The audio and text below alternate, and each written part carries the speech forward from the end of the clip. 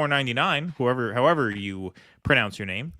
Dude Fuckface says, Kim, pretty sure I'm pretty sure the Harris campaign is paying influencers to support them. There are multiple stories we on the campaign paying TikTokers. Oh, no, they definitely have paid influencers. I mean, that's what Biden had the Harris on. He's still working. Harris is on. I guess they transferred him over. So I guess they transferred his contract to the Kamala campaign. Yeah, and of course they have that. Oh, look. Kinkle says, see you at the Ramova, Russell. Oh, wow. Kinky's a longtime supporter. She'll be there too. Wow. Looks like you're going to have a full house in Chicago. Yeah, man. I looked up that theater, man. It's beautiful. Yeah, it should be a great time. And that's going to be live streamed to Rumble, so we'll all get to watch that live. We'll get to watch Russ and Jimmy and Kurt and Steph and Mike McRae on stage in Chicago. Michael Castillo, thanks for the $10, says, Russell, I'm flying in from Arizona on Thursday. Oh, so you're coming in for the convention and the show. Beautiful. All right. Very cool. Awesome. Maybe if I can arrange a dinner with Nick, Shama, Vanguard, Hard Lens, and me, you can film it. Yeah, there you go. That'll be quite something. Bonzo Beans, thanks for the $1. I like to be in America. Okay, by me in America. Everyone free in America for a small fee in America. There you go. I picked up on what you were doing. A little West Side Story there. His Highness Keaton, if you want me to fill in for Russ on Thursday, just let me know. I can file a bunch of stories about my cat Angel breaking. She likes catnip. Thank you, His Highness. I'll keep you in mind. I'll call you. Don't call me. Thank you. Miles Tag, thanks for $5. There's no supporting any political party or individual that supports genocide. Correct. If there was ever a red line when it comes to supporting a candidate, genocide is it. Absolutely. Yeah, like this one. Can't spell genocide without DEI. It's funny. Thank you for your skill. Let's see. Hint, if you keep getting TYT, Breaking Points, Kyle Majority Report, and others for Palestine suddenly come up on your algorithm and not Richard Medhurst, Rania Khalek, Gray Zone, etc., you know, assuming something's being manipulated there, ran out of characters, GHU, but thank you for that. Appreciate that. Israel's like a tumor on the U.S., often misdiagnosed as benign. Well put. That's a new one, Sparky. Sparky testing out the new, good one. Workshopping the new stuff on Rumble, I see. Good for you. Oh, did you guys see Colbert's audience laughing at him when he said to Caitlin Collins, CNN is objective? I said that to you right before the show. Yeah, that was classic. Unfortunately, the Colbert stuff is almost all copyright blocked. That's why no one ever uses it. You know, on these shows, because that's a gold mine for material right there. Like if YouTubers were allowed to use that shit, yeah, we'd use it all the time. Would use it all the time. Yeah. No, you can't. Yeah, can't because he's a fuckface. He's a fuckface. That's right. Fun fact, says Sparky, in 1492, the Ottoman Empire sent ships to rescue Jews from the Spanish Inquisition. Contrary to popular belief, Jews and Muslims have not been fighting each other for thousands of years. Yeah, this is I'm starting to memorize these. These are like the ad reads now, the Sparky chats. You know, I'm starting to memorize them. All right. Let's see here. RB Ham, the fact that Kamala's APAC handler is also her husband portends pure evil. RB Ham also, hey guys, it was my long-suffering wife's birthday tomorrow. Give her a shout-out, please. Absolutely. Happy birthday to Mrs. Ham. She really is my anchor in life. Without her, life would be absolutely suck. Well, that's very nice of you to give her a shout-out. Happy birthday, fellow Leo. That's right. Happy birthday to Mrs. Ham. Let's give Mrs. Ham a cowbell for her birthday. How about that? There we go. Beautiful. Yes. Happy birthday to the wife, RB. All right. We got a couple more segments that we're going to do here this afternoon. So why don't we get right to this next one? Ukraine, Russia, Ukraine. You're up again. All right. Where the hell is it? There we go. All right. So we've kind of neglected this story, but as you might have heard, the Ukrainians have launched an attack on Russia, taking the fight to them for reasons that no one can quite figure out because it's costing them quite a lot for nothing more than perhaps symbolic purposes. Ukraine said Monday it was holding 1,000 square kilometers of Russian territory a week after the surprise cross-border assault that left the Kremlin scrambling and saw Kiev seize back the initiative in the war. General Oleksandr Syrsky made the declaration in a video posted to Ukrainian President Volodymyr Zelensky's Telegram channel Monday. Quote, the troops are fulfilling their tasks. Fighting continues actually along the entire front line. The situation is under our control, Syrsky said. NBC News was not able to confirm how much Russian territory Ukraine's forces hold. Earlier, Russian President Vladimir Putin vowed to drive Ukrainian troops from his country's territory, his first major public intervention in the crisis. Battles raged inside Russia for a seventh day following the incursion into the Kursk border region by Ukrainian forces who appeared to have advanced by up to 20 miles. Residents were also being evacuated from parts of the neighboring Belgorod region in the latest sign that the Kremlin had failed to repel the threat of an intensifying offensive. Speaking at a special meeting dedicated to the situation, Putin ordered his defense ministry to, quote, squeeze out to knock out the enemy from our territories before then solidifying Russia's border defenses. Ukraine's stunning incursion has embarrassed the Kremlin and boosted morale, but left many observers scratching their heads about what Kiev might be hoping to achieve. Putin weighed in Monday, saying the assault aimed to improve Ukraine's hand in future peace talks, ease the pressure on its embattled forces fighting on the front lines, and fuel discord inside Russia. Quote, It appears the enemy is trying to improve its negotiation positions, he said. Russia has been calling for peace talks in recent months, but with the non-starter condition that Kiev cede vast territories Moscow annexed in 2022. Yeah, I think it's going to be a starter pretty soon. The assault is also aimed, he said, at stopping the advance of Russian forces in the east and south of Ukraine. What are the results, he said, sounding irate. All along the contact line, our forces are advancing, he said, claiming the pace of Russian gains had accelerated in the past week. Ukraine had also failed to sow discord and destroy the unity of the Russian people, he added, saying more people have signed up to serve in the army in recent days. Meanwhile, the two sides accused each other of endangering Europe's largest nuclear plant after a major fire broke out at the site.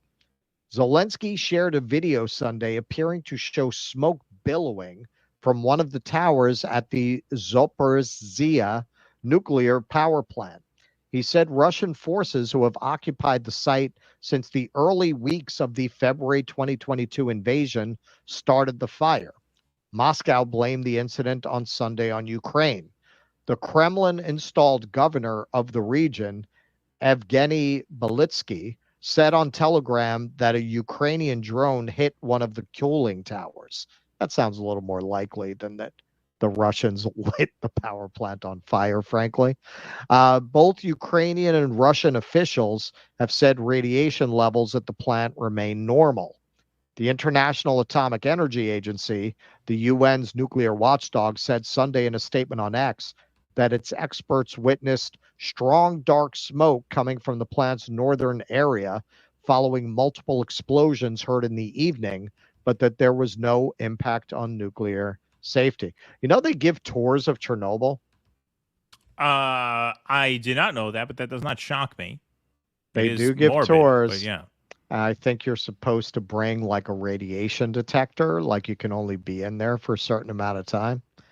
Those are people who feel like they don't need their swimmers anymore. Yeah, right. Yeah, yeah, exactly. Like you. I mean, I could. You go, could. Yeah. You could take the tour. Be a tour guide. Imagine being a tour guide. Like 4 eyes. You know, well, you have people who never left. Yeah. You have people who just stayed there. All right. So in further developments, it just broke this morning. I thought we should add it on if we're covering this. So Russia has launched their counteroffensive. Russian forces on Tuesday struck back at Ukrainian troops with missiles, drones, and airstrikes in actions that one senior commander said had halted Ukraine's advance after the biggest attack on sovereign Russian territory since the war began. Russia's defense ministry published images of Sukhoi Su-34 bombers striking at what it said were Ukrainian troops in the Kursk border region, and said it had repelled attacks at villages about 26 to 28 kilometers, 16 to 17 miles for us Americans who don't know that metric stuff, from the border. Russian forces had destroyed a total of 35 Ukrainian tanks, 31 armored personnel carriers, 18 infantry fighting vehicles, and 179 other armored vehicles during the week-long battle, it said. Quote, the uncontrolled ride of the enemy has already been halted, said Major General Apti Aludonov, the commander of the Chechen Akhmat Special Forces Unit. The enemy is already aware that the blitzkrieg that it planned did not work out. The foreign occupation of Russian land was an embarrassment for the army and for Putin. The Ukrainian incursion is the most serious into Russia since the June 1941 invasion by Nazi Germany, which turned on the 1943 Battle of Kursk. President Volodymyr Zelensky told Ukrainians in his nightly address that the operation in Russia was a matter of Ukrainian security, and the Kursk region had been used by Russia to launch many strikes against Ukraine. But by dedicating forces to Kursk, Ukraine may leave other parts of the front exposed, just as Russia has been advancing. Russia, which has a far larger army, could try to encircle Ukrainian forces. Ukraine's Western backers, which have been keen to avoid an escalation of the war into a direct confrontation between Russia and the US-led NATO, said they had no prior warning of the Ukrainian offensive. Putin said the West was using Ukraine to fight a proxy war with Russia, and the border incursion was an attempt to undermine Russian domestic stability. Russia's Foreign Intelligence Service said Zelensky was taking crazy steps that risked an escalation far beyond Ukraine's borders. Okay, so yeah, that I believe. I don't think he told the West because they would rather ask forgiveness than permission. I think one thing Putin didn't say, but who knows what he privately thinks. Whatever you think of Putin, he's no dummy. I think it's a fundraising move. I think they did it to convince the West they're still in the fight and to keep the money and the weapons coming. Because based on both of those articles, yeah, it's flashy. It makes a good headline, but in the end, what it costs them isn't really worth it strategically. If the Russians are advancing, it sounds like he pulled troops from the front lines to do this, but in the end, they have a population size that dwarfs yours. You cannot win this kind of war of attrition. There is no brilliant strategic maneuver that is going to decapitate Russia and force them into negotiating a peace that is not in their favor. That's just not going to happen. Well, that's why I think you're right. I think it was a fundraising move, and I think that what they're thinking is the only thing they could possibly be thinking now is, can we drag this out until it escalates to a point where it has to become World War III? Right. They want World War III. You're just adding time to the conflict in the hopes that something will change. And, this is where, like, if you were looking at the election, as at all important, right?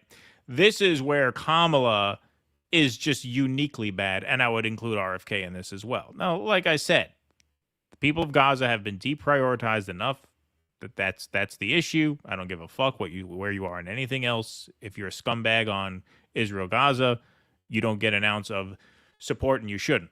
But looking at it objectively, she's easily the worst on this. And this is a big fucking deal, as Joe Biden would say back in his prime, right? I mean, you're talking about stakes that are getting higher and higher every day that this does not end. And this is why, and to take it back to the PMC commentariat, the TYT, like that whole, as RBN so aptly named, the NATO left. The NATO left never had a critique of this, which is just, it's astounding how you could not have a critique of this, because this is the story that just kind of keeps getting worse and worse and worse, little by little by little. Right. And with Kamala Harris in there for 4 years, possibly 8 years, I mean, they're talking about funding this 10 years out. Like, Biden and his team are treating this as if it could just go forever, right? Julian Assange, wars are not meant to be won. They're meant to be permanent. They're meant to be endless. Right. Exactly. And look, is Donald Trump a man of peace? No. Is RFK a man of peace? No. I'm sorry. If you support the demolition of Gaza, then you're not a man of peace. But there is a little bit of common sense coming from them as far as this issue goes. Trump, not so much anymore. I think Trump has basically caved to, well, we just want the money back, right? That's his position on this now. So look, it's hopeless all around, and I don't want to suck people into weighing their options in terms of who to vote for. You shouldn't vote for any of them. But it is amazing and depressing to think that a Kamala Harris administration would just keep the foot on the gas, not all the way, because we don't want to get lured into World War III. We just want to get our people paid. Right. The Ukrainians, who are so deluded as to think they might actually win, they're the ones who want to escalate this. And one false move, one hitting the gas too hard, you could have a situation of widespread irreversible damage. Yes. Russia in the end, will not be assuming Western powers came in or NATO came in.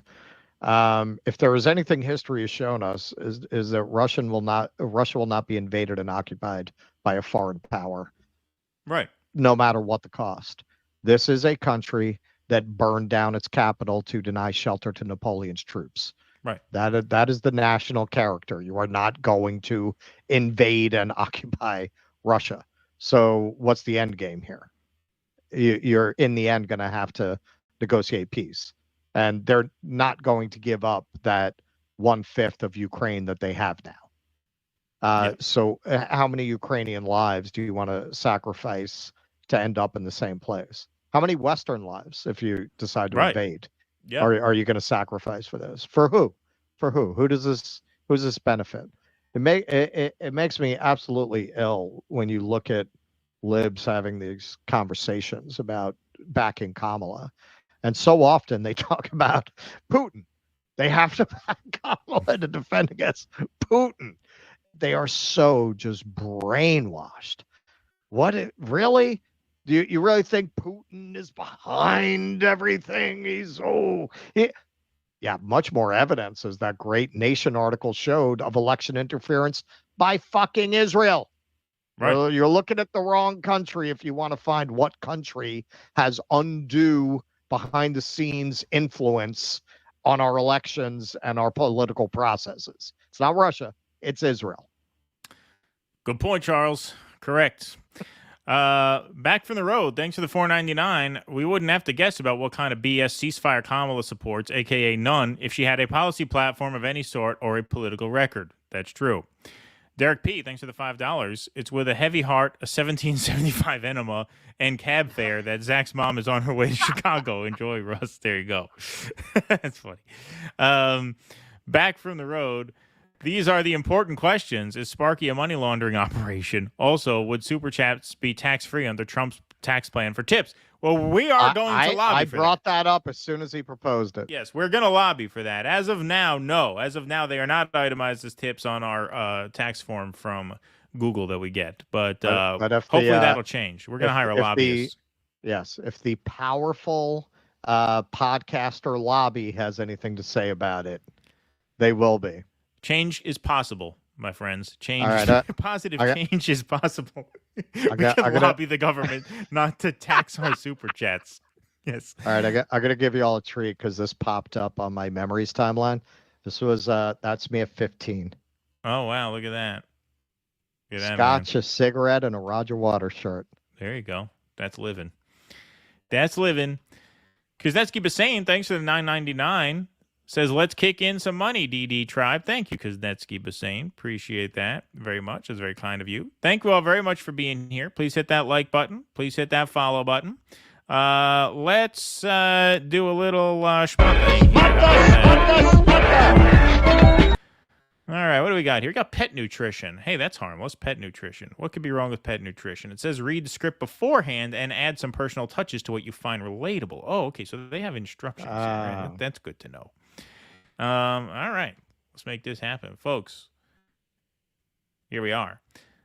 If your dog's coat is dull, energy is low, itchy, ears are red, if their breath or poop smells very bad, or if they're just not doing as well, these can be warning signs of bad health. That's true. My dog has had, no joke, my dog has had allergy issues her whole life, stomach issues her whole life.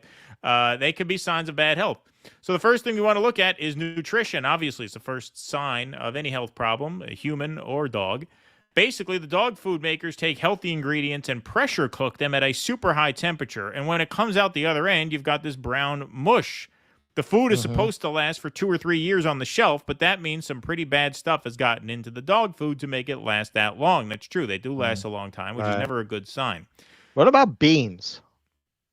I don't know. I don't know if that's where they're if going you ever with buy a can of beans, they last like 3 years. Yeah, that's true, but that's like a canned thing. I mean, I don't know if it's good to live on those in general if you don't have to.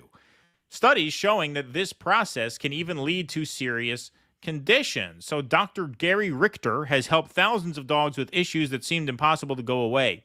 He's made a video to alert your every pet owner must. I'm sorry. He's made a video to alert you. Period. There should be a period there. Sorry, Rumble.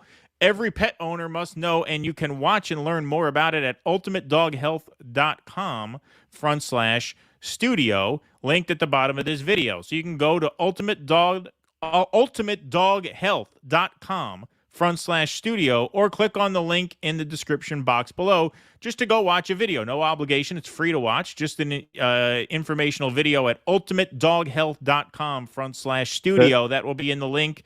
You can go and watch that video for free, presumably. This is not the one for people with a fetish for dogs humping furniture. Yeah, that's right. That's another link. Yeah, it's another link. This is a reputable link here. ultimatedoghealth.com/studio. If you see RFK holding a burnt like dandelion root at the beginning, you could turn it off. But I don't think that's what it is. I think this is for real. ultimatedoghealth.com/studio. That's the link. And the doctor's name here is Gary Richter. All right. Beautiful. That's done. I think we took care of him pretty good for that one. All right, so it's just a free movie you can go watch about dog gut health. I'll watch that because my dog has had gut health problems her whole life and skin allergies, red ears, all kinds of shit. Yeah. So do you think this is like the pet taking after the owner? Maybe. Yeah, maybe. Do you think do you think it absorbed it from you? I'm gonna have to get her on a kidney cleanse diet. Yeah, exactly. Yeah. Maybe if you ate this stuff, it would clear up some problems. Yeah, I don't know if this is like a food thing or just like health advice, whatever it is. I'm not sure, but you can go to that video to find out. It's free to watch. Nothing to lose. Well, you remember we covered that years ago when Postmates did that. The bottom-friendly diet. Maybe you should try that bottom-friendly diet. Yeah. Yes, that was a great one. I love that. That was a great ad. That was funny. We should do a retrospective on that. That was good stuff. Okay. Here we go. Derg Thane, thanks for the $1. You ruined my day, Keaton, but I think we all deserve to have much more ruin. The unfortunate fact is that there are some who would just shrug over Gaza notifications post on X that you showed. Yeah, no, that was just horrible. Oh, sure. Absolutely horrible. Required Rumble username, thanks for the $10. RFK not from NY, but carpetbagger muncher Senator Hillary Clinton totally was. Yeah, no, they didn't bother. Yeah, they didn't bother busting her balls over it, right? Good point. Okay, let's go to Ken Texican. Dear Keaton, from the bottom of my heart, I thank you for your inability to tell the difference between Gaza's twin infants from your own twins. It's true, they looked exactly alike. They did. Swaddles and all. All right, His Highness. Russia bombed their own pipeline and set fire to their own nuclear plant. I don't even know why Ukraine is fighting them. Russia will destroy itself. Yes. Good analysis. They just like to do that stuff. Yeah, exactly. They just like to do that. They're crazy like that. Maybe I'll have you host Thursday after all with that kind of analysis. That's perfect. That's beautiful. Okay, let's see. What else we got? Why are fruit flies everywhere? I got fruit flies in my apartment. The neighbors downstairs have them too. I don't know what the fuck is going on. It's annoying. Okay, where are our super chats here? We got them over here. Michael Castillo, thanks for the $5. There are still people that won't leave Love Canal despite the toxic waste that was dumped in the 1930s. Interesting. The Amazing Blumpkin, thanks for the $5. Took the Chernobyl tour in 2015. Was awesome. Walking through Pripyat was the eeriest part. Oh, so you actually took the tour. Oh, that must have been interesting. Wow. They supply, what do you call that? A dosimeter? Right, yeah, I read something about that, like to see what radiation level you're getting. Jesus. Yeah, that sounds pretty freaky stuff there. Okay, folks, so we got one more segment. There are kind of multiple parts to this, but Donald Trump sat down for a phone call with Elon Musk for a Twitter Spaces event last night on X. At 8 p.m., or at least it was supposed to be at 8 p.m. One of the reasons we didn't bother live streaming this is because I had a feeling that it would be fucked up or messed up, depending on what timestamp we're at there.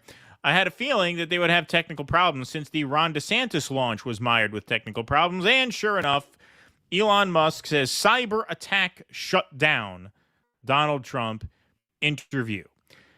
Former President Donald Trump's planned interview with Elon Musk got off to a difficult start on Monday, as Musk claimed that a cyber attack prevented users from accessing the interview on X formerly Twitter. Trump and Musk, who purchased the platform in late 2022 and has endorsed the former president, teased the talk on X Spaces extensively before it was set to take place at 8 p.m. Eastern Time on Monday. However, when the time came, the link displayed only a space not available message for most users. It was unclear whether the conversation started, as the Spaces link was still inaccessible as of 8:23 p.m. Musk claimed that a cyber attack was to blame in a post at 8:18 p.m., writing the following: "There appears to be a massive DDoS attack on X, working on shutting it down. Worst case, we will proceed with a smaller number of live listeners and post the conversation later." A DDoS, or distributed denial of service, is an attack that typically sends vast amounts of traffic at a platform's servers in the hope of temporarily knocking it offline. In other words, you flood a certain forum with bots, and that causes the platform to crash. The ex-owner later explained that the company had tested the system with 8 million concurrent listeners earlier today, before announcing a plan to proceed with the smaller number of concurrent listeners at 8:30 and then post the unedited audio immediately thereafter. So NetBlocks, which is like a cybersecurity watchdog, tweets out, "Note, X Spaces are currently experiencing international outages. The incident is understood to be due to server issues as the platform hosts a live interview between Elon Musk and U.S. presidential candidate Donald Trump." However, the story that this was a coordinated DDoS attack didn't pass muster with some at X. So, Mediaite publishes Elon Musk's claim of massive DDoS attack denied by sources at X, 99% chance it's a lie. So, Mediaite writes, Elon Musk's interview with Donald Trump on X, the platform formerly known as Twitter, got off to a very bumpy start due to a, quote, massive DDoS attack, according to Elon Musk. But this was met with a high degree of skepticism, including several sources at X telling The Verge it was just not true.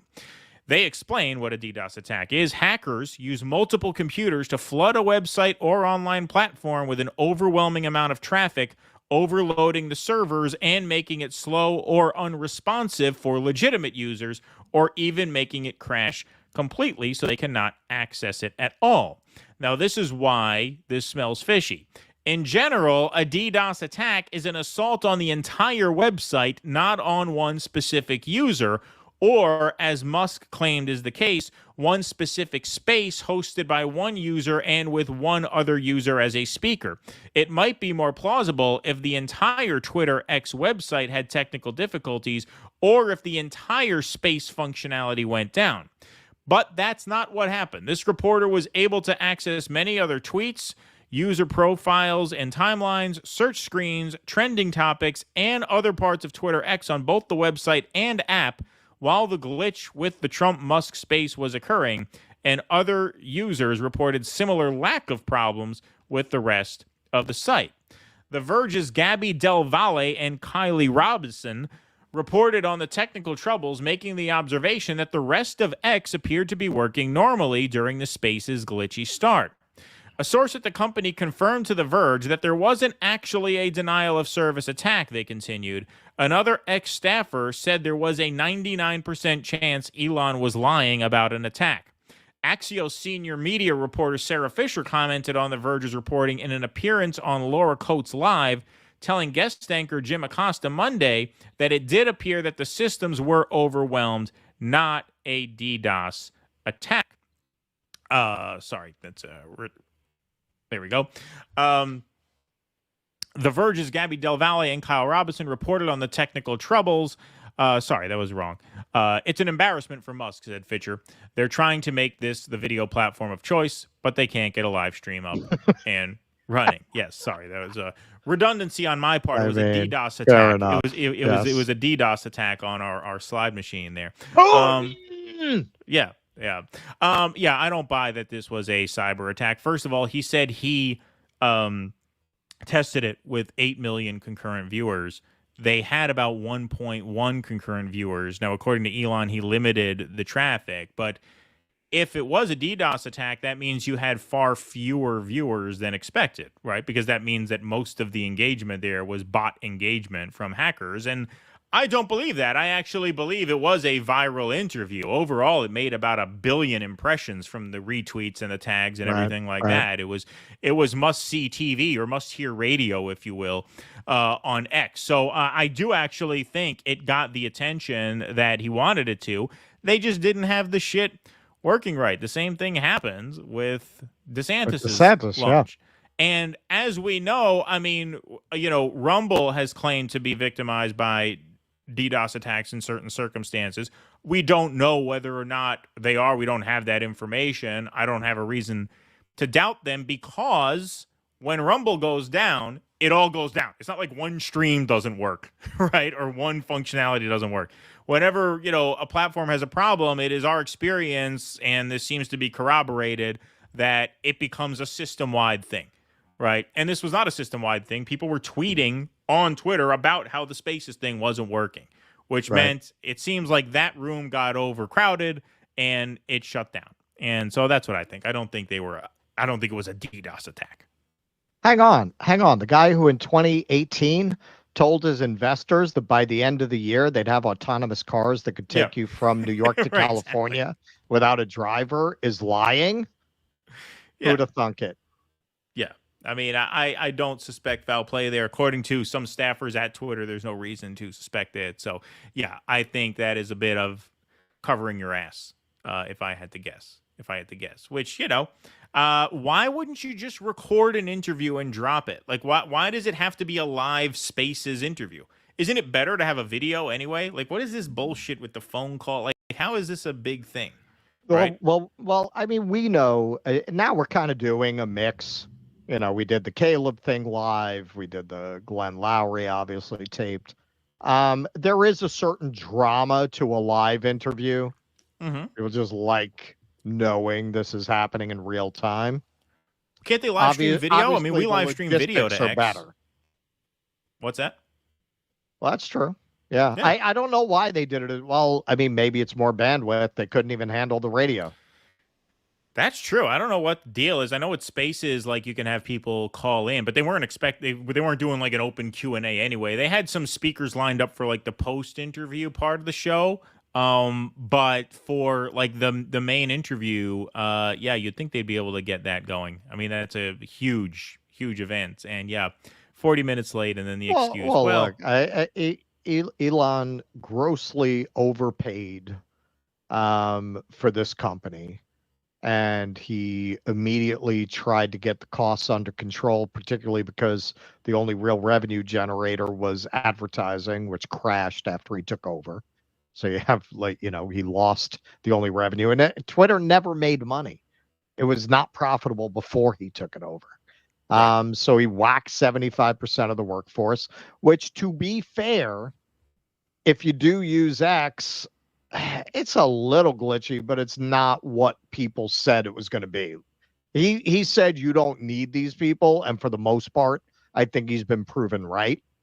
That these were make work jobs that really were not necessary. You had all these articles about, it's just going to go off a cliff, and none of that happened. It doesn't have, where you see it is they have shit customer service. If you have a problem, good luck getting any response from anybody there. And you see it in situations like this. This is 2 for 2, where they tried to have this big event with a presidential candidate, and the site just couldn't handle it. Maybe if he's retained that 75%, he wouldn't be having these problems, but that's the price he paid for that. Yeah. Like, if you want to be a big player, if you want X to be the new home of journalism and streaming and all kinds of online content, it's not going to happen, man. It's got to be right. You have to be. I don't think that's going to happen just because of his brand either. We covered a few months ago that our prediction on this show, specifically mine, that Tesla was going to get hurt by the libs that you're really depending on to buy an electric car, having the stink on the Musk brand. And that is indeed happening. Their sales with that demographic are crashing. Another article just came out. The Gen Z has no interest in buying Tesla. And now they don't have to, because you have legacy automakers in the space are making electric cars now. What do they need a Tesla for? And now that he's this arch villain, right-wing Trump supporter, of course he's lost that very liberal generation. Exactly. All right, folks. So we're gonna get a little bit into what was said on the X Spaces event between Elon Musk and Donald Trump. Here's a first piece of sound that we're gonna play. I always wondered, what is it exactly that the deep state finds so objectionable about Trump? And this may be hinting in that direction. This is not the kind of rhetoric they tend to look for in their frontman. So here he is talking to Elon about how the enemy within is more dangerous than places like Russia and China. Can't imagine that they like that very much. We say that we have enemies on the outside and we have enemies on the inside. We have just to get the elephant out of the room here. I don't know what the fuck is wrong with his voice, if his dentures weren't in right, or if it was like a processing issue over the spaces, because there was somebody filming him on like their camera phone, and when you see him talking, when you actually see a video of him talking in the room, it doesn't sound like that, but his voice sounds weird. It's like lispy, and I don't know if it was a processing thing. It sounds like fake teeth are. That's what it sounds like. It sounds like his dentures are falling out. I always say that we have enemies on the outside and we have enemies on the inside. We have some really bad people in our government, and people that are controlling of the people. I mean, I'd mention names, but I really don't want to give them the credit. But we have some really bad, and I say they're more dangerous. But I don't want another oopsie. I don't want another close call that I had last month. It seems to be what he's saying there. Dangerous than Russia and China. Wow. I really don't want to give them the credit. But we have some really bad, and I say they're more dangerous than Russia and China. If you have a smart president, a president that gets it, we are not in danger from those countries because they need us and they need our help. I mean, we forced Obama, if you think about it, Obama and Biden, and Bush to a certain extent, in all fairness, forced Russia and China together. And if you're a history student, the first thing you learn is you cannot let Russia and China align. But then they also got, if you take a look, Iran, and they have North Korea. That's, they call it the axis of evil. In the old days, you had the axis of evil. Here we have a modern day axis of evil. These are powerful countries, very heavy nuclear, which is the biggest threat. Yeah. The biggest threat is not global warming, where the ocean's going to rise 1/8 of an inch over the next 400 years. And you'll have more oceanfront property, right? The biggest threat is not that. The biggest threat is nuclear warming. You wouldn't have more. Because we have 5 countries now that have significant nuclear power, and we have to not allow anything to happen with stupid people like Biden. So maybe that's it. I mean, he seems to look, he was fairly bellicose towards Russia. I mean, he armed Ukraine, during his time in office. But I think just his attitude towards these other countries is that they are negotiating partners with autonomy and with interest that they have a right to advocate for. And so we'll push them around as much as we can, but we're not so psychotic as to push them into a situation where you could have nuclear war, which is what he's getting at the tail end of that. Maybe that's it, because it seems like the pro-NATO establishment here, who has power now, they seem to have a disdain for anyone who views Russia, China, North Korea as an agent to be reasoned with. They just seem to think those are countries that are inferior to ours. They reject our way of life, and so we're better than them, and God damn it, we're the United States of America. We should be stronger than them, even though we don't really seem to be stronger than them at the moment. And so we are just going to insist that we have both the right and the capability to simply push them around. And that kind of rhetoric as to no, this is actually a world where, we have a certain amount of power, they have a certain amount of power, and we'll advocate for ourselves, but they're going to advocate for themselves, and there's a limit to how far we can push them before things get nuclear. And that is ultimately something that has to be avoided. Whereas, right now, the Jake Sullivans of the world don't seem to really take seriously the disaster that a confrontation would be. And maybe that's it. Maybe that's it. I don't know. Well, it's we're too far removed from generations that have really experienced war and hardship, and we're particularly too far removed from a leadership class that has experienced that, because most of the Vietnam generation that's in leadership, including Trump, dodged the draft, whether through deferments, college, what have you. Very few of them actually saw war. These are simply not serious people. Our leaders are simply not serious people. They are not people who really understand the realities of a lot of the kinds of decisions that they have to make. Now, Trump, frankly, the reason he's still alive, in my opinion, is because he fucked with them, but not enough. Not enough for it to really become a terminal situation. He increased their budget more than they asked. More than they asked. He literally gave the Pentagon more money than they asked for. So the idea that Donald Trump is this fighter against the deep state, that's really exaggerating the situation. But since Eisenhower warned us of the military-industrial complex, we have lived in a country where some will say Eisenhower was the last president to really exercise his full powers because of what happened to the next president, right, who exercised his full powers exactly over the military.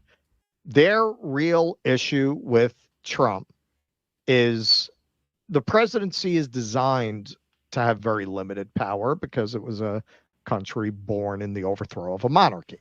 So obviously you're going to put a lot of limitations on the executive, if you even have an executive, except in matters of war and peace, because they understood sometimes decisions have to be made right now and can't go through committee. So it's really the only area where a president can ever act with a free hand in an unfettered way, at least for a certain period of time before it has to go to Congress. Right. That is the only issue they ever had with Trump. Even though he gave them 90% of what they want, 90% of what they expect, that's not enough for these people. You cannot be trying to even rhetorically turn down the temperature with these built-up supervillains that justify these endless military budgets. Because, okay, suppose he's successful diplomatically in defusing tensions with North Korea or Russia or China. Okay, Right. maybe he's a maniac that'll keep giving you this inflated budget, but maybe the next one won't. And they'll say with some justification, but hey, we're at peace with all these countries. Why do we have to keep spending this money on these aerospace programs, on these military ventures? Why do we need all these bases? They want to keep the circumstances such that they can constantly justify stuffing more and more money into the pockets of defense contractors. Kids in cages, Charlottesville, people who really run things could give a shit about those things. Their issue with Trump is that he made noises about peace with North Korea and Russia and even China, Right. in spite of his tariffs. Hey, he's a very strong man. He's a very strong man. Right. He's very tough. They no, you are supposed to present this cartoon villain. We're the good guys, they're the bad guys, and that's it. You are not supposed to make peace with these people. That is their real issue with Donald Trump. It is their only issue with Donald Trump. We saw that the night he bombed Syria, and all of the media, Van Jones, the fucking biggest booty short wearing whore in the fucking media space possibly. And that's a really tough title to win. Tonight he became president. They were telling him, they were sending him a very clear message and an overture. You want to get the George W. Bush treatment? Just keep going in that direction. Yes. Yep. No, I mean, that makes a lot of sense to me because you're right. I mean, just because Donald Trump is oafish enough to go along with them at the end of the day, if you set a precedent that diplomacy is an option, then when somebody comes along who's actually serious and actually good at it, and actually knows how to maintain that, then you're really screwed. And that's what JFK represented. Right. Yep. JFK, Bay of Pigs. Yep. You know, it's dangerous to them because it's one area where the Constitution allows the president to exercise unfettered powers. They can't have that. They can't allow that. It's too much of a threat to their power. This one area where they have power, they shut it down with JFK, and they won't let anybody kick out the fence. Yep. Well said. All right, we got some super chats, and then we have one more Elon and Trump segment that we want to do. Nexus Games, thanks for the $10, says, Keaton, I am your downstairs neighbor, and we do not have fruit flies. Sparky, thanks for the $10. It's come to light that Ukraine's incursion into Russia was an attempt to capture the Kursk nuclear plant so they could hold it hostage and threaten a meltdown for leverage in peace negotiations. That's why Putin says he's through with worrying about peace negotiations he'd always been open for previously. Sparky, for $5 more, Ukraine shelled their own Zaporozhye nuclear plant early in the conflict. They used a drone this time, then blamed Russians burning tires. Sparky again, more Sparky. Look at all this Sparky action today. We've got to give you a cowbell. Excuse me. Elon didn't know enough to ask Trump about Bolton sabotaging his work with North Korea or Pompeo talking him into murdering Soleimani, who'd assisted the U.S. in Iraq and was on a peace mission at the time. Yeah, Elon is also not going to bite the hand that feeds him. Don't forget, this guy makes a lot of money with government contracts, right? So it's not a surprise to me that his foreign policy is more or less, State Department approved. Sparky, thanks for the $5. Modern sound engineers need to resort to digital tricks only when it's not practical to solve them the old school analog way. Too much reliance or digital tricks result in artifacts which manifest themselves in negative ways, such as effed up voices. Interesting. You are a wealth of insight, Sparky. Peter Monahan gave us $50. Let's get a cowbell for Peter Monahan. A lot of high rollers today. We appreciate that. Thank you for your generosity. I'm not a sound engineer, but I build concert stages. I really believe that this is nothing but a decompression fuck up in the audio. He's talking to phone. It's not being compressed correctly, which gives you the accentuation on minor verbal enunciation.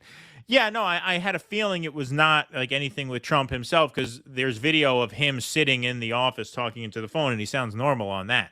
But he sounds weird on the call. So, yes, that could be an explanation. Thank you, Peter. All right, we'll take some more Rumble rants before we end the show. But we have one more segment.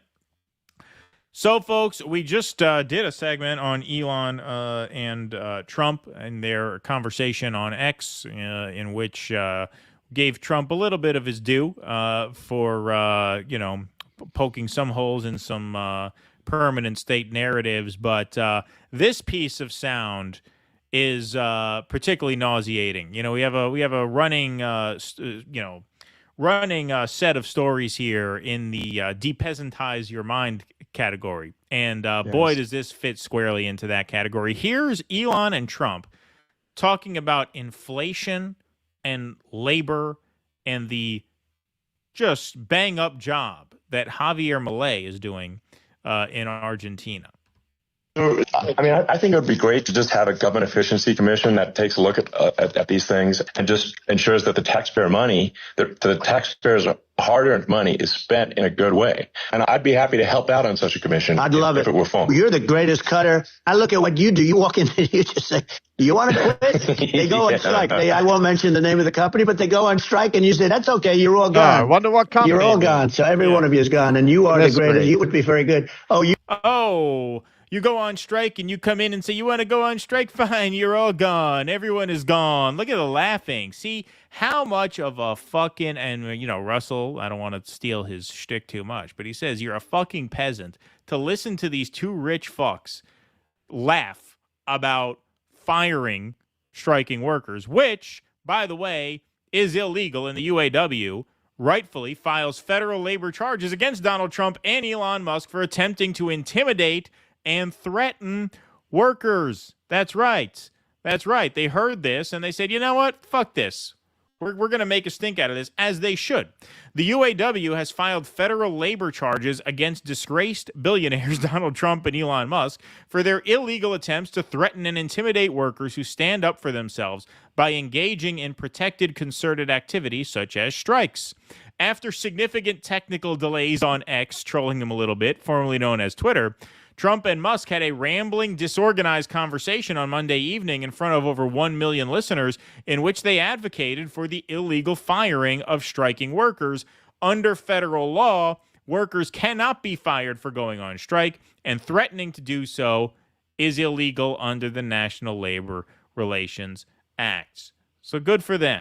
Good for them. And yeah, how much of a fucking asshole do you have to be to listen to that?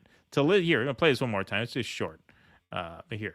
Happy to help out on such a commission. I'd love if it were fun. You're the greatest cutter. I look at what you do. You walk in and you just say, you want to quit? They go on strike. I won't mention the name of the company, but they go on strike and you say, that's okay. You're all gone. You're all gone. So every one of you is gone and you are the greatest. You would be very good. Yeah. Russell? Yeah. This is why I have no patience for the people who have a meltdown if you do a segment about the Cybertruck. This is why I have no patience for these. This is why I have no patience for people who talk about how Donald Trump is fighting for the common people, for working people. Neither one of these guys would piss on you if you were on fire. They don't care about you at all, not even a little bit. The only modification that we would make is neither do the Democrats. They just talk nice. They wouldn't say this, but they'll break your railroad strike. Right. They'll make you go back to work under very dangerous conditions, as we've repeatedly seen with these crashes. And we had those two railroad union members on. They talked about how you have two guys covering the whole train. That's how greedy these people are. Whole train, two guys working that train. This is the world that they want. And this is why you're going to play the Malay part. I don't want to step. We'll do that in a separate. Well, I'll clip that separately since we got off on this. But go ahead. This is what they want. Their economic policies are always going to favor the investor class. That's what they're interested in. When they talk about an economy booming, that's what they mean. You know who else? The Democrats. When the Democrats talk about how the GDP is exploding, who's it exploding for? The investor class. That's all these people care about. When you turn around and you say, oh, well, I'm going to this side because they care about me. It's a peasant mind. That's what the peasants used to do. They had certain aristocratic houses that they would align themselves with. That's what you're doing when you cheerlead Musk or you cheerlead Donald Trump. The fights that are going on, and we talked about this with Caleb, the Yankee and Cowboy War. He really recommended that book. I'm going to pick that up now. It's old, but it sounds like it's still relevant. That's what's happening. That's what's happening. This is a battle between different sectors of the aristocracy over who gets the spoils and how they manage the lives of the peasants. That's what you are supporting when you get behind these people. Yes, and with Democrats and Republicans, it's really the same game. The game is to funnel wealth to the top, and they have different tactics. It's good cop, bad cop, right? Right. Democrats are the good cop. They come in to tell you how much they care about you and bullshit you and string you along, and we're going to give workers their fair share. Meanwhile, they'll crush a railroad strike when they have to. And the Elon Musk, Donald Trump, Republican strategy is just browbeat you into submission, browbeat you into just taking their side and deluding yourself into thinking that, yeah, I'm on this Spaces call with them and those Tesla workers went on strike and we'll just fire them if they go on strike and fuck them. Who do you think you have more in common with, schmuck? The worker or these people? You talk about the richest man in the world laughing it up with a presidential candidate about firing striking workers. And look, the UAW, maybe they should stick to this kind of labor advocacy rather than endorsing presidential candidates because they make fucking idiots of themselves when they demand a ceasefire and then 2 weeks later endorse Joe Biden anyway. right? But this kind of stuff, that's what they should be doing. Stick to that. That's what you're good at, because they should sue them. They should say, no, this is intimidation. You're not allowed to fire workers for going on strike, and going on a viral Spaces call and bragging about it is an act of intimidation against workers. And so good for them. Yeah. Any working person who has any balls who hearing that, if you supported Trump yesterday, you shouldn't today. Right. And if you hear that, and even worse, say, yeah, that's right. Well, I'm sorry, man. You're too dumb to live. Yeah. You have more in common with that homeless person that you probably disdain than you do with these guys. You're closer to him than you're ever going to be to them. Yeah, absolutely. All right, so one more piece. Here's Donald Trump and Elon Musk praising Javier Milei's economic policies down in Argentina and talking about the causes of inflation. Oh, you would love it. But if you look at Argentina, well, I'd be happy to help by the way, out. congratulations. Yeah. I just looked at the number of people that are listening to you and I chat. We'll go to chat. But congratulations. This is very good.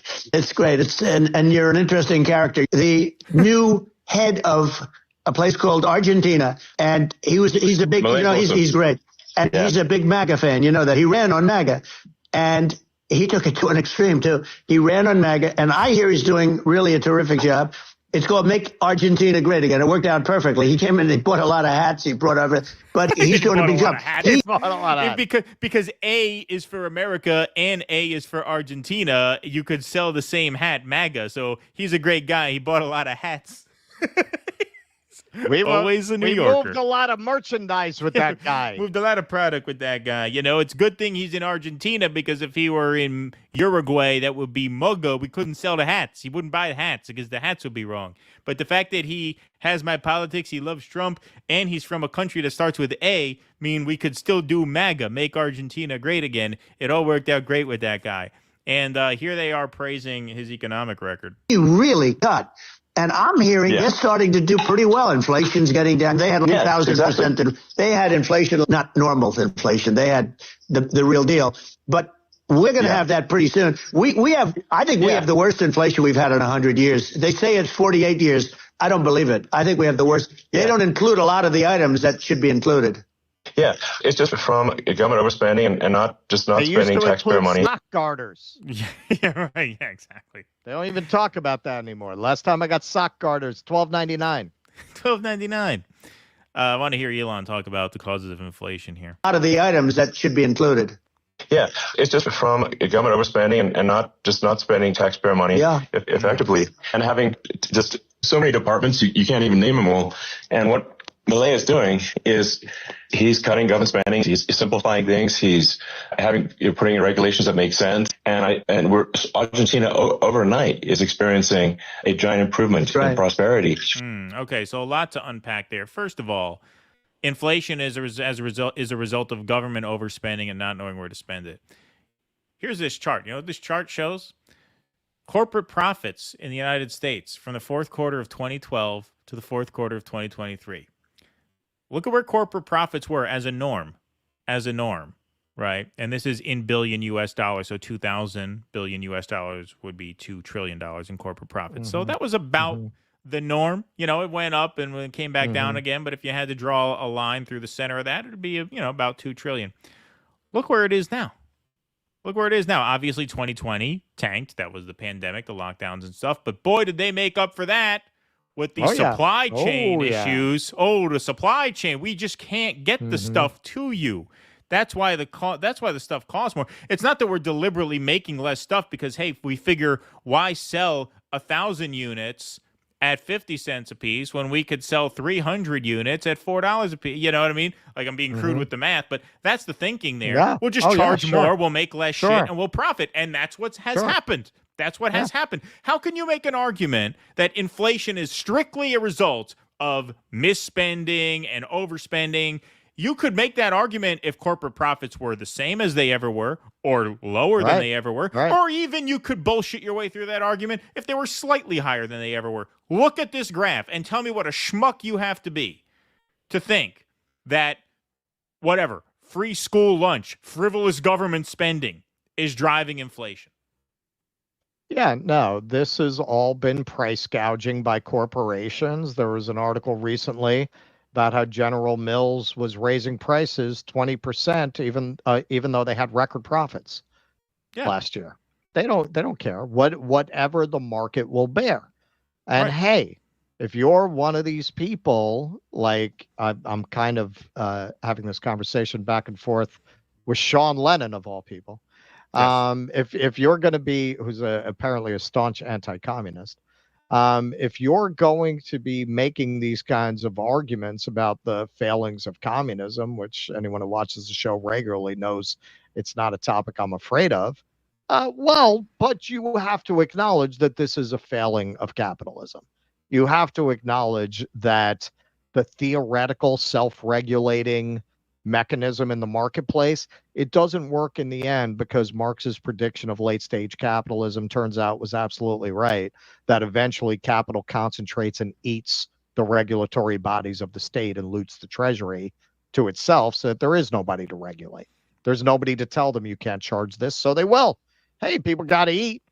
Right. Of course. That's what they figured out during the pandemic. We can charge anything. They got to eat. Charge anything. And don't tell me it's because shipping is more expensive. These are profits. These are not revenues. These are profits. This takes into account the cost of making the shit and bringing the shit to market, which would include shipping costs. These are profits at record highs. I'm not saying the cost of energy obviously is going to drive inflation. I'm not saying there's nothing there. But these are corporate profits. If you talk about goods at the store being more expensive, the cost of shipping the shit to the store is factored into this chart here. That's hence profit, not revenue, profit. As for Elon's other point here, play this one more time. Is he's cutting government spending, he's simplifying things, he's putting in regulations that make sense, and Argentina overnight is experiencing a giant improvement in prosperity. Is that right? A giant improvement in prosperity. Yeah. Argentina, less inflation, more poverty under Milei, DW reports here. Immediately after taking office, Milei devalued the national currency, the peso, by more than 50% against the U.S. dollar. Although this makes exports cheaper and more competitive, imports are now ever more expensive. Researchers at the Catholic University in Buenos Aires also see the devaluation of the peso as one of the main reasons for the further increase in the poverty rate, my highlight, which rose from 45% to 57% after Milei took office, the highest level in 20 years. This means that around 27 million Argentinians now live below the poverty line. Not just that, winter, because it's winter now in the southern hemisphere, deepens misery for Argentina's poor, following Milei's financial cuts. Homelessness is on the rise across major Argentine cities as the new libertarian government's tough medicine reforms squeeze pensions, state salaries, and push up rental prices, forcing more people into poverty. The latest survey by local authorities showed the official number of Argentines sleeping rough on the streets of Buenos Aires reached 4,009 in April, up from 3,511 a year prior.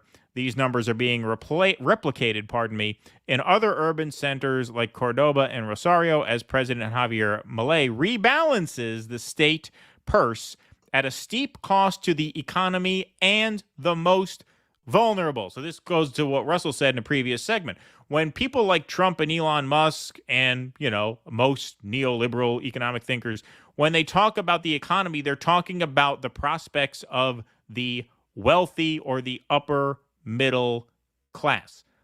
This austerity is being implemented on the backs of the poor, which is why poverty and homelessness are increasing under Javier Milei. And so when Elon Musk tells you that he has been a great leader for the ordinary Argentine, he's lying. This has not ushered in prosperity. This has ushered in misery. Right. When they talk about the economy, they're talking about the investor class. They are talking about whether it's a good environment for people like them to make money off their money. Right. That's it. That's what they mean. And again, if you don't understand that, it's because you've been brainwashed to think like a peasant. You have been brainwashed to accept without question that society is organized for the benefit of people like them. You have absorbed, if you ever read Atlas Shrugged, it very much has that point of view. The good working people are the people who want to elevate and serve the rich, who are happy with their position, who don't unionize, who don't try to rise above their station. It's like right, the they world work hard of, and wait for what's theirs, and it never comes. And it never comes. But hey, they're salt of the earth. These are the salt of the earth people. That's the world. It's interesting in these times in pop culture. That's why Todd Phillips, the Joker, was so popular, because it deconstructed what Batman is. That is what Batman is. It's that world, right? You're either a billionaire beating the shit out of psychopaths, or you're one of the good people who supports that. Right? Batman never goes and questions why the system produces people like the Joker. That is never part of the agenda. And anytime you see regular people, they completely support this system. They support the Wayne Enterprises, right? They support everything being arranged that way. And while it might seem something like Batman might seem trivial, it's really not, because the brainwashing really reaches most people through that kind of cultural product. That is where most people absorb it. Most people are not reading Newsweek. They're not really watching CNN. They're absorbing it through the communists talk about this all the time, and they're right. All of these movies, all of these TV shows are structured in a way as to brainwash you into a certain point of view. Somebody just tagged me in a tweet, and he's right. They're about to make a new Star Trek series, Section 31, that basically glorifies Starfleet spooks. It's basically Starfleet CIA. So what are you telling people?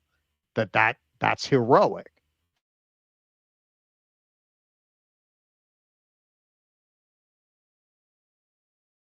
That's cool to be the gray and morally ambiguous, but it's to the greater good. You get all of these, and to associate them with heroic values. How often do you see the villain in the movie articulates like Bane vision for the world? And it's always portrayed as creepy and dark and destructive and evil, right? There's a hidden agenda behind it. People like play as if they are these Randian heroes, right? Through the sweat of their brow and their hard work, they're creating a Malay dresses up as a superhero. He does. Well, so Jordan decided to make that choice. His origin story off drugs. Yes. To explain them. But they are part of very sticky for the establishment in a way. They like nothing better than to idealize Trump and people the world should run is really not very much different from theirs. Most of the conflict is you have wants to throw some crumbs to the peasants, that sees not because they care about the peasants, because they're afraid of an uprising. I think you have one part of the establishment that's more afraid that they could come with pitchforks, that you could create too much social disorder if you create too much desperation. The Musks and the Trumps, they don't really see that as an obstacle. And hey, they could be right. If you look, the conditions are so desperate, the people almost didn't have a choice but to revolt because the system was a threat. We're going to take some super chats and rumble rants before we close the lights here. Tom, thanks for the $9.99. Kamala Harris is an avatar. Still no policy on her website either. This is nuts. Thank you, Tom. Troops to Kursk who were previously guarding Kiev. Russia was able to trap them in Kursk region and are eliminating them. It advances their denazification. Thanks for the $10. Trump. Oops, what happened there? The Democratic Party has been completely taken over. The only chance the people have is to take their power. Either that or form a lobby and pay them off. Brent Yoen dollars. I'm on the mush and online. Usually never touch. Guys takes in humor. Love FP. Thank you, Brent Yoendo. Appreciate that very much. Hey, did we ever get to the 19 on our end? But yes, let's play that.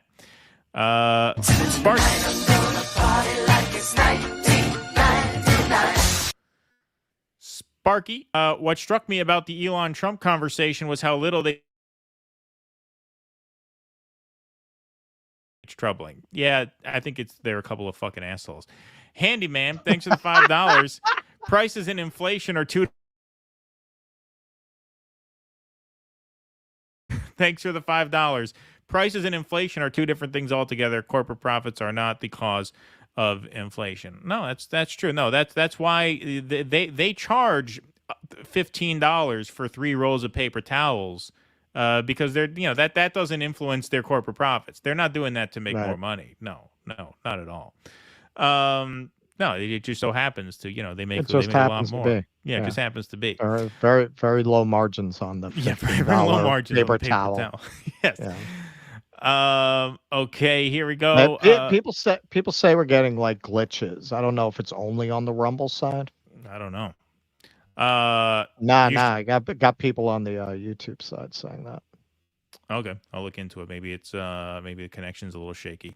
You're sure a Colombian isn't getting hurt for that coffee? Get a Blue Chew sponsorship like a real leftist podcast. Thank you for that. Appreciate that.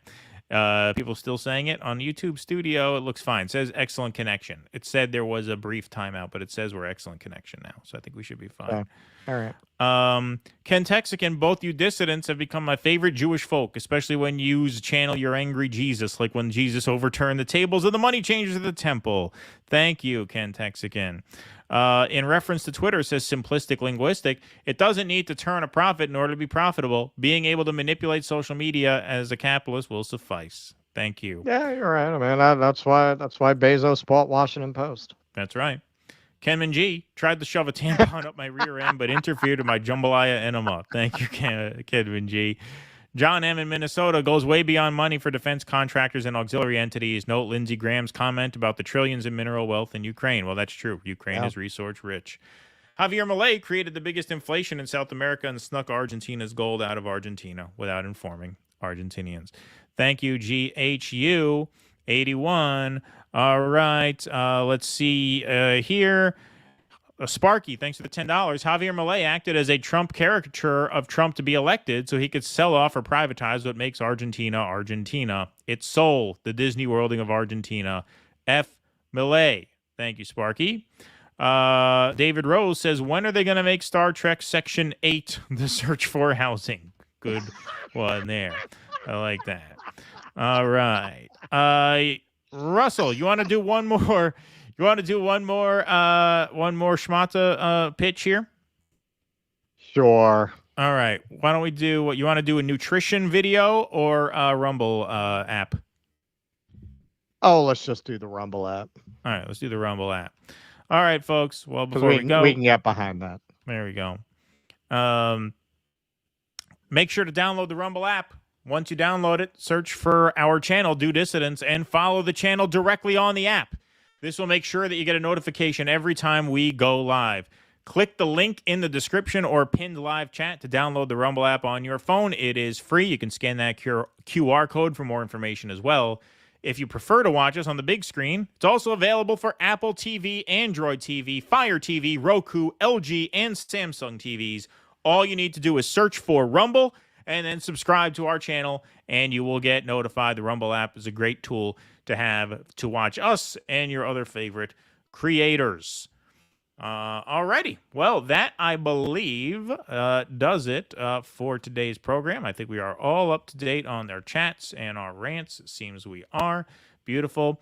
Folks, thank you very much for being here today. Russell, will see you on Friday on Rumble Time live from the Ramova Theater in Chicago, Illinois with Jimmy Dore and friends. And I will see you all Thursday morning. Then we'll be back for a show Sunday night, regular time. And then our convention coverage is all week next week. And that is going to be a raucous good time. So make sure that you guys tune in for that. Yeah, well, it'll be a raucous time either way. It might be a raucous good time, maybe a raucous tough time, but it will be raucous. Either way, we can guarantee you that. I think it's going to be a raucous tear gas time. Raucous tear gas time. Yeah, exactly.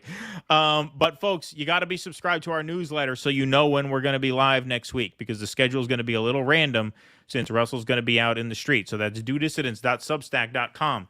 If you can become a paid subscriber, it helps us tremendously. But if you cannot, that's okay. Join for free. That gets you our newsletter. You will know in advance when we are going live and where. At least some of those streams will be Rumble exclusive, if not all of them. So make sure you are subscribed to our Substack, dudissidents.substack.com, so you are up to date on where and when we will be live. We're going to be seeing a lot of each other in the coming days, especially next week. But I will see you all with a mystery guest host on Thursday morning at 9 a.m. Eastern. That's when this channel goes live again. Until then, thank you very much for this afternoon. Be safe and be well. Courage. Please clap.